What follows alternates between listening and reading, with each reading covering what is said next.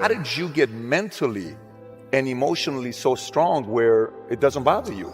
Well, you got to look at the reality of the situation. Like for me, it's not, you kind of got to get over yourself, right? And then after that, it's okay, well, why did those air balls happen? Got it. I didn't have the legs. So you look at the shot, every shot was online. Every shot was online, but every shot was short. Right? I got to get stronger. I got to train differently. The weight training program that I'm doing, I got to tailor it for an 82-game season so that when the playoffs come around, my legs are stronger and that ball gets there. So I look at it with rationale and say, okay, well, the reason why I shot air balls is because my legs aren't there. I go, well, next year they'll be there. You have to do the hard stuff and watch that game and study that game to not make those mistakes over and over again just because you weren't brave enough to face it. So you got to deal with it. You got to deal with it. Face it, learn from it. You don't want to have that feeling again, do you? Right? So you got to really study it, face it. And not to say you'll win the next time you face it, but at least you'll give yourself a better chance. Yeah. It's an obsessiveness that comes along with it. You want things to be as perfect as they can be, understanding that nothing is ever perfect. But the challenge is try to get them as perfect as they can be. And what can you do? It's in your control. So control what you can. You have this mindset, but how did you develop that? I don't know if that's what you call the Mamba mindset, but how did you develop that? And when did it start? It started in middle school and high school. Because a lot of the kids that I was playing against were inner city kids. And so they're looking at me as if, okay, this kid's soft. They felt like they could try to be physical or try to intimidate me and do all this other stuff, which they couldn't, right? But now I'm saying, okay, well, you're trying to attack me. How am I going to attack you? How can I mentally figure out ways to break you down? How can I show you that, no, I have the edge, right? And so that's when it first started for me, is figuring out how to get the upper hand on an opponent that way. And what would you do to mentally break people down then? One of the things I would do is, while everybody would be at the cafeteria work, eating and doing all sort of stuff, I just go back to the gym. And so that was my way of showing them, I may be from the suburbs, but you're not going to outwork me. Wow. Like I see a lot of players take vacations with other players that are close friends. And or just take vacations just to take vacations, or just hang out just to hang out. Like I never did that. Why not though? Why didn't you do that? Well, because when I retire, I didn't want to have to say, I wish I would have done more. I don't want that. I played games with the flu. I played games with 102-degree fever, man. We had a game against Toronto in 2000, and Vince was tearing the league up. My back was jacked. So I would be in the layup line like, okay, there's a lot of days where you can rest and recover. Today ain't one of them. Your back can bother you any other day. That ain't bothering me today. He gonna have to see me today. You're playing against the Golden State Warriors. Score is 107-109. You guys are close to getting into the playoffs. You know exactly what happens in the game. You go up, you're about to take your shot, and then all of a sudden, boom, Achilles happens, right? Friend of mine, Nima, he is here just to listen to. He played ball. And he told me, he says, Patrick, I don't think you understand. He says, when I tore my Achilles in high school, he says, 4 friends of mine dragged me to my hospital. I was crying from there straight to the hospital. He says, I have no clue how the hell this guy did it. He went and hit the free throws, and then you walked off the stage. How the hell do you tolerate that kind of pain? I tell this example, and I think this is the best way to explain it. You have a hamstring injury, you pull your hamstring really, really badly, you can barely walk, right? Let alone play anything. You're at home, all of a sudden a fire breaks out in the home. Right? Your kids are upstairs, wife is wherever she may be, going down. I'm willing to bet that you're going to forget about your hamstring. You're going to sprint upstairs. You're going to grab your kids. Make sure your wife's good. You're getting out of that house. And the reason is because the lives of your family are more important than the injury of your hamstring. And so when the game is more important than the injury itself, you don't feel that injury. Not at that time. Went in the trainer's room, my kids are in there, and you know they're looking at you and stuff, and I'm looking at them, and I'm like, you know, it's all right, Dad's gonna be all right. It'll be fine. It'll be all right. It'll be all right. It'll be all right. And as a parent, you gotta set the example. You gotta set the example. This is another obstacle.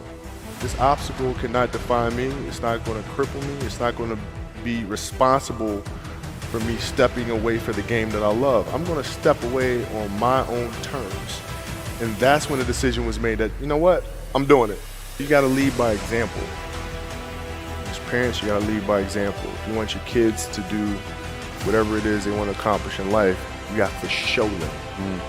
You gotta show them. The definition of greatness is to inspire the people next to you. Yeah, I think that's what greatness is or should be. It's not something that lives and dies with one person. It's how can you inspire a person to then in turn inspire another person that then inspires another person. And that's how you create something that I think lasts forever. And I think that's our challenge as people, is to figure out how our story can impact others and motivate them in a way to create their own greatness. I had a purpose. I wanted to be one of the best basketball players to ever play. And anything else that was outside of that lane, I didn't have time for. There's a quote from one of my English teachers, a little man named Mr. Fisk. He had a great quote that said, "Rest at the end, not in the middle." And that's something I always live by. I'm not going to rest. I'm going to keep on pushing now. There are a lot of answers that I don't have, even questions that I don't have. But I'm just going to keep going. I'm just going to keep going, and I'll figure these things out as we go, right? And you just continue to build that way. So I try to live by that all the time. At what age did that goal become crystal clear? I made that deal with myself at 13 years old. At 13 years old? 13 years old. That's the you deal were I crystal made. clear about it. Crystal clear. And where did inspiration come from? The love of the game. The love of the game, the challenge. Like I would watch Magic play, I'd watch Michael play, and I would see them do these unbelievable things, and I'd say, you know, can I get to that level? I don't know, but let's find out. Let's find out. And so that curiosity to see where I could push this thing led me down that path, I think. I had a summer where I played basketball when I was like 10 or 11 years old, and here I come playing, and I don't score 1 point the entire summer.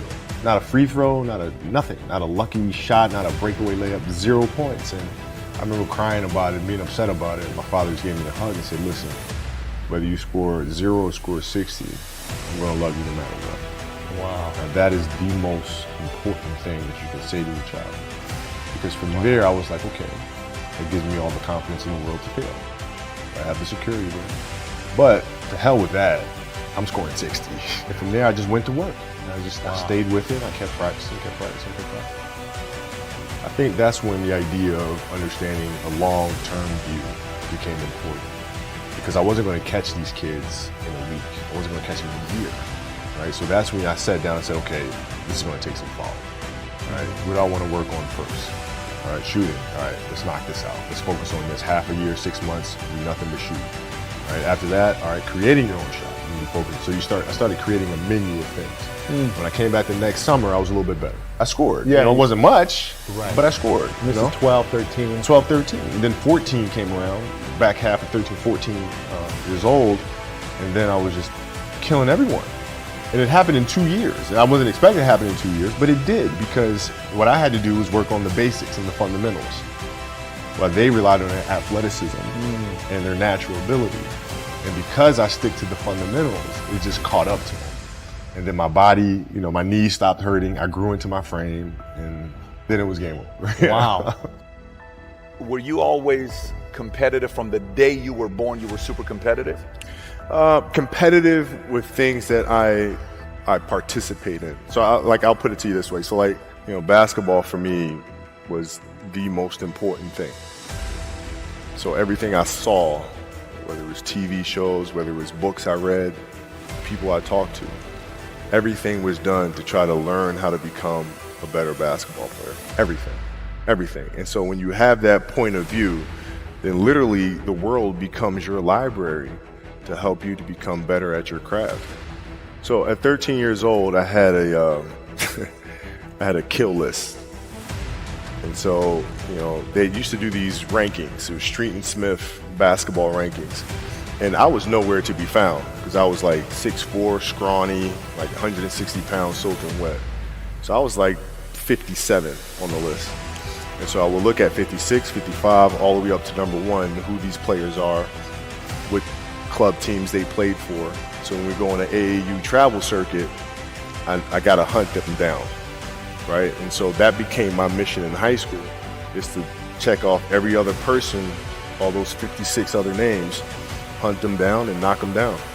So when we played at 13, I would size you up and see what your strengths and weaknesses are. How do you approach the game? Are you silly about it? Are you goofy about it? Are you good at it just because you're bigger and stronger than everybody else?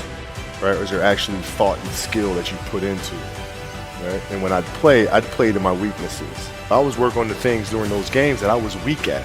Left hand, pull-up jump shot, post game. Right? So I have a strategy. What was really your work ethic like, and for how long did you stay disciplined?